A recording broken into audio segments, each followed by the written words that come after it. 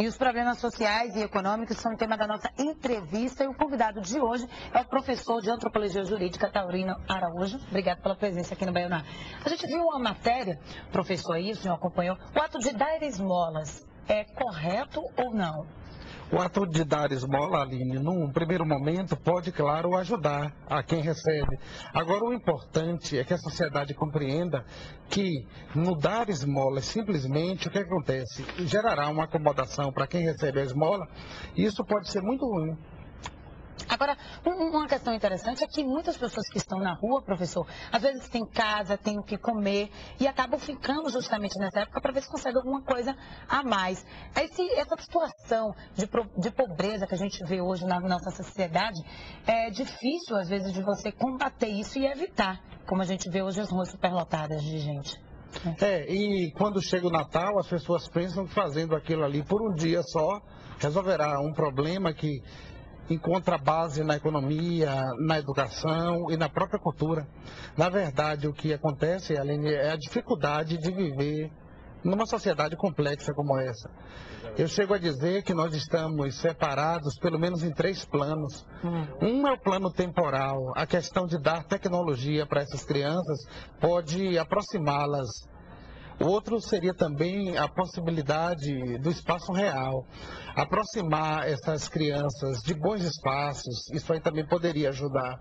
E outra questão também seria o aspecto social, não ver essas crianças com menosprezo, mas possibilitar que elas tenham possibilidade de ascensão social. Agora você falou em tecnologia, oferecer oportunidades. Como chegar a isso? Em primeiro lugar, é preciso alfabetizar informaticamente essas crianças, porque hoje nós sabemos que sem informática tudo fica muito difícil. Acesso à escola e a todas as tecnologias, porque com isso aí, ao invés de dar o peixe, estaríamos ensinando a pescar. Agora, essa questão de pobreza, essa situação de miséria, o senhor que é professor de antropologia, não é de agora, né? Já vem há muito tempo que a gente encontra essa situação.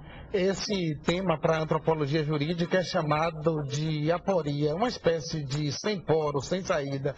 Mas acontece que a sociedade precisa debater e encontrar saídas. Uma boa forma também seria a questão de emprego e renda para os pais. Isso aí também poderia aproximar os espaços que são tão separados na cidade. Professor, o senhor continua aqui com a gente no Bahia no Ar, tá? No próximo bloco a gente volta a debater um pouco mais sobre esse assunto. E agora voltamos a falar sobre a situação dos pedintes com o professor de Antropologia, Taurino Araújo. Professor, isso virou uma cultura, agora é uma questão cultural nessa época, os pedintes, os moradores de rua, se apossarem mesmo das calçadas, dos becos, das sinaleiras? Aline, é uma cultura sazonal. Agora, com a alta estação, mais turistas chegam à cidade. Aí, com isso, aumenta também a oferta, a possibilidade, né, de os pedintes obterem êxito nas suas investidas. E aquela questão que eles abordam de forma, às vezes, um pouco agressiva? Uns momentos muito agressiva, porque a gente de fora, às vezes também com muito emocionalismo, né? Pais levando filhos, simulando doenças, enfim. Agora, professor, o que fala a Constituição no sentido de tentar erradicar a pobreza e a miséria no país? Isso aí, do ponto de vista teórico, é tudo maravilhoso. A Constituição, ela reproduz, na verdade, Aline, os ideais da Revolução Francesa, de igualdade, liberdade, fraternidade, mas, na verdade, isso a gente sabe é difícil de ser trazido para o plano real. Agora, a gente sabe também que é difícil de combater e erradicar esse problema. Como poderia ser ofertado a essas pessoas mais possibilidades de, por exemplo, emprego? Antes mesmo de emprego, educação de qualidade para as crianças. É preciso, na verdade, causar a redenção, a salvação das crianças. Porque das crianças aí haveria a possibilidade de uma sociedade mais justa, mais fraterna adiante.